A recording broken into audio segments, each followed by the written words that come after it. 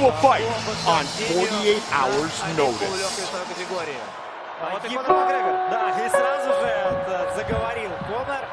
Good evening. What's up, everybody? Thank you so much. I absolutely love it.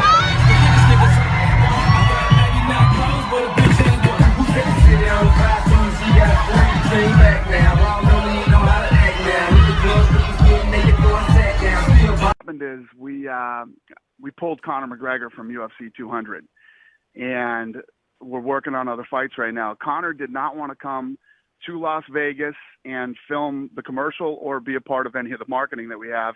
He's in Iceland training, and it's not possible. You know, this has only happened one other time in UFC history. It's when Nick Diaz didn't show up for the press conference with his fight with George St. Pierre, and I pulled Nick Diaz from the fight. You know, and we've had other instances like this where guys didn't want to do the press conference. You have to do the press conference. So Conor put out that tweet. You know, is Conor McGregor retiring? Only he can answer that question. I don't know, but he's not fighting at UFC 200. Can you give me some clarity on why he decided not to show up to do all this? He didn't want to. You know, he is in Iceland training, and he felt that leaving right now would hurt his training and getting ready for this fight. But every other fighter on the card is coming, you know, and you know, I've said it many times. Believe me, I get accused of coddling Conor all the time, but at the end of the day, I respect Conor. Conor's a guy who has stepped up and taken fight on short notices and you know, literally saved the show at times. But it doesn't make you exempt for showing up for the press conference and all the pre-promotional stuff that we have to do. We spend a lot of money on this stuff, and you have to do it. It's mandatory. Look, the buck stops with you. You're the UFC president. What is Conor's future with UFC after news like this? Well, obviously, we still have, you know, as far as I'm concerned, we still have a good relationship with Conor. You know, I respect Conor as a fighter, and I like him as a person. It's just you can't decide to not show up to these things. You have to do it. I mean, we were in constant communication back and forth between, you know, his manager and myself. And I said, listen, you guys I'm flying out of here today at 2:00. You have till 2:00 we're booking the flight for you. And accept the fight and say that you're going to show up. Nate Diaz is flying into Las Vegas tonight with his team, and we're getting together with Nate and probably going to make another fight for Nate Diaz and add another fight to UFC 200 that we're working on right now. Full police copper outfit. Pulled me in. I was like, I'm gonna get a ticket, or I'm gonna get brought to court or something. Fine. He comes up to the window and looks at me. Have you got a driver's license? I says, yeah. Showed him the driver's license. He looked at the driver's license, looked at me and said, do you mind if I jump in the passenger seat for a selfie? All right then. Jumps in the passenger, takes a selfie. Thanks very much. See you later. Off I went at 200 miles per hour. Like Batman. We're less than 2 weeks away from UFC 189. Jose Aldo is your opponent for that.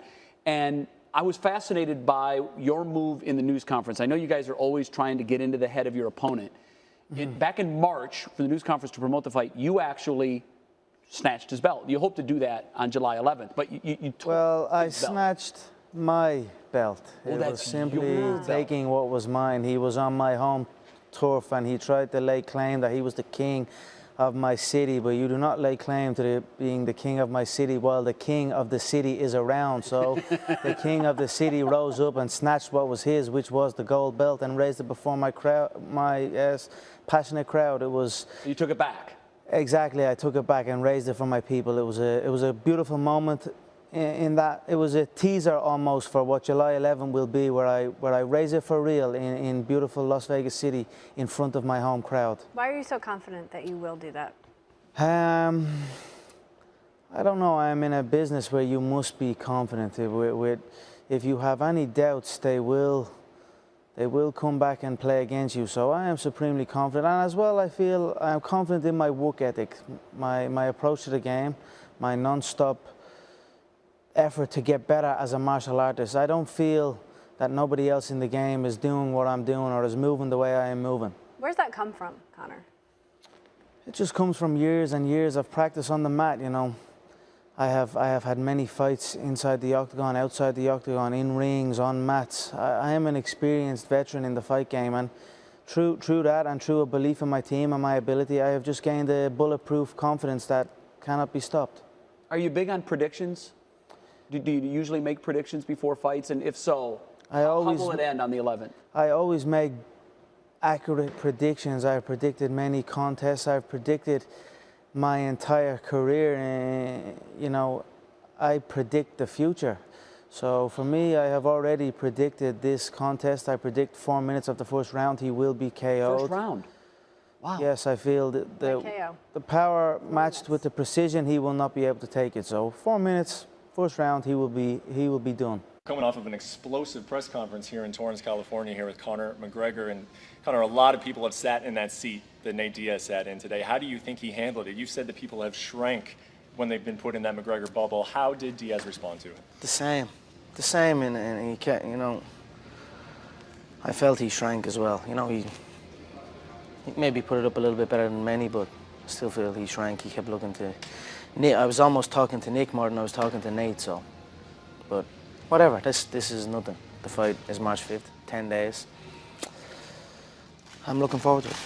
And he made a pretty strong accusation towards you. Absolutely ridiculous. Not even sure how serious we should take it, how serious he meant it. Yeah, no, I don't think he did either. I mean, it's serious. It's absolutely ridiculous. The most tested fighter in 2015 I was on the roster, so I am very big against steroids. I have lambasted everyone that has been caught for steroids. Previous opponents have been caught, and I butchered them for everything they were worth for taking steroids. So, and then the fact that his two teammates took steroids and were caught.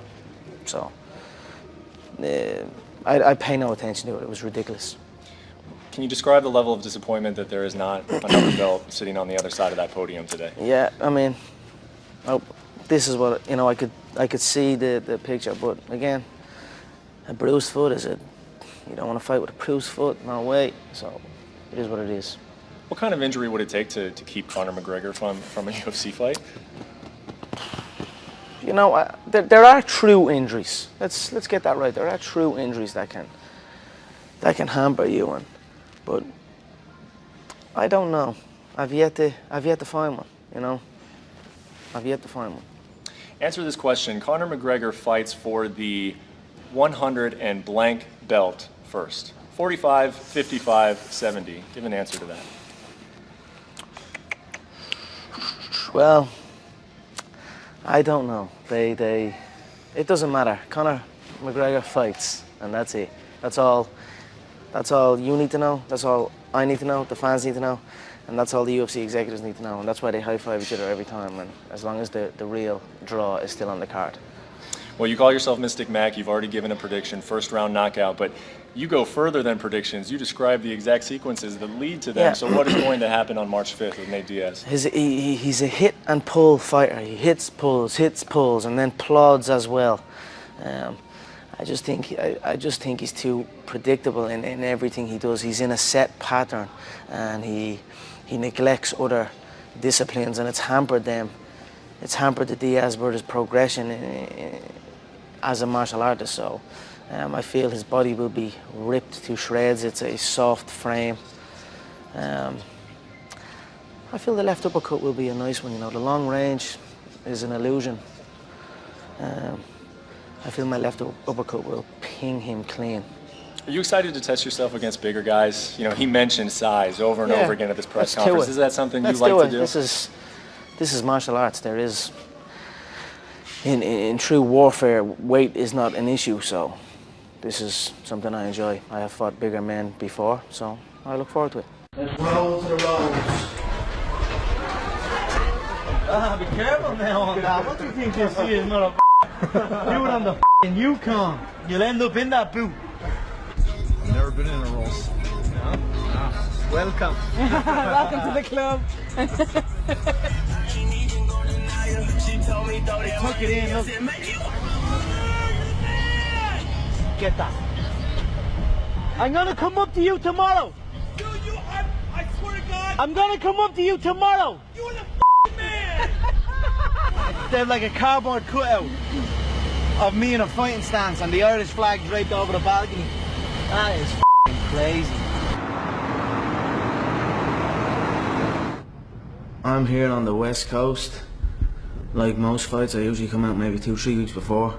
But every time I come back, it seems to be a little bit more crazy with the fans, you know. They treat me like I'm one of their own. And then I've been driving to the gym every day and I drive past this guy's apartment and it's like on the balcony he has like Irish flags and a cardboard cutout of me like sitting on his balcony. So now we're gonna go drop into him and see what he's about and meet one of the fans. Give me Mr. McGregor. What's up? Holy shit, man. How are you, bro? I'm good, how are you?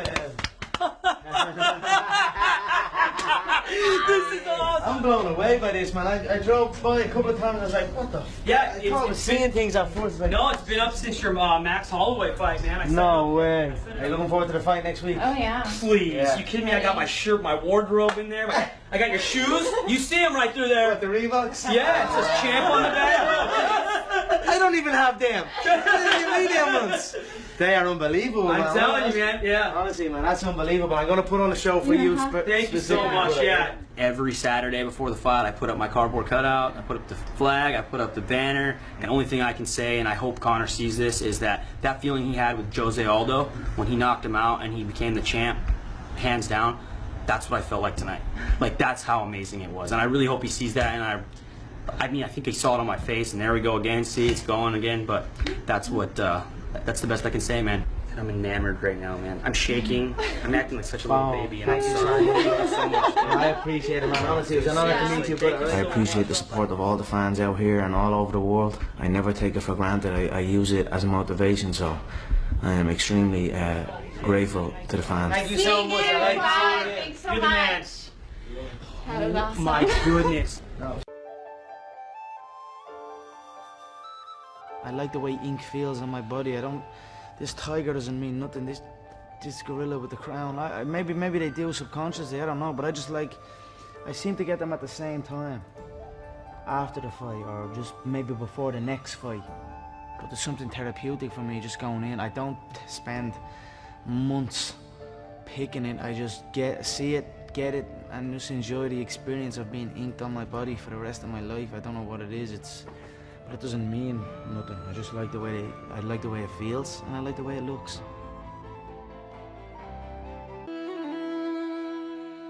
Balance is everything. Life as a whole is about balance. So nothing else. If you think about it, when you're born, what's the first thing you learn? You learn how to control your head. You learn how to balance your neck muscles. Then you learn how to balance on the feet. Somewhere along the way, you forget balance. So I like to always keep my balance sharp. I feel when I'm balanced and controlled in my frame, and I have confidence in my frame, I can throw any shot or I can move in any sequence.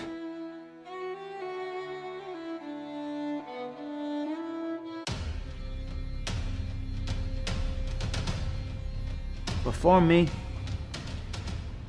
nobody knew nothing about this sport.